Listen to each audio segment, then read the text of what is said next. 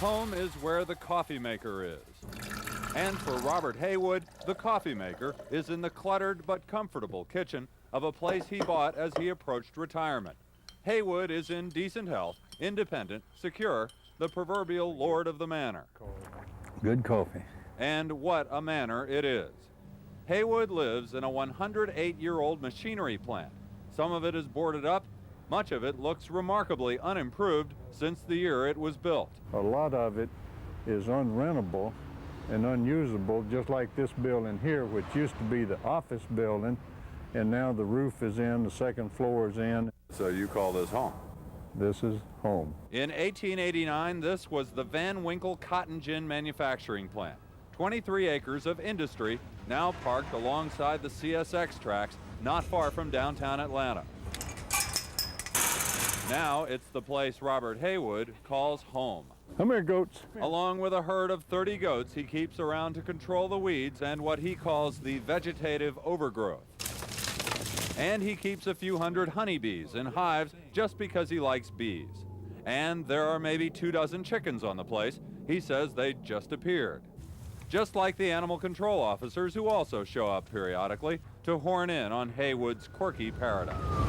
I might get fined anywhere from $200 to $300, and I really don't know whether it applies to the goats or the chickens. But I pay the bill and come home. And home isn't just where the coffee maker is. It's where the clusters of 70s vintage office furniture still occupy the space Heywood now calls his living room. This is what had been the company office. And off to the side, where the company president kept his private office. My bedroom. This is my wife, and that's my daughter, and this is my mother, who's 87 years old. Yet despite a certain dustiness to the surroundings and a sense of isolation from living alone in a cavernous 100-year-old factory, life is good for the man who's put down roots at the old Winkle Cotton Gin plant. Good coffee. Because it seems he's found a surprisingly large number of people who share his affection for the place where Robert Heywood is also known as landlord. I appreciate the antiquated, rustic. Sometimes it's even sinister, different. Looks run down, and I thought it looked like a 100-year-old cotton gin, which is what it is, which is pretty special. It's an odd place for a community to spring up.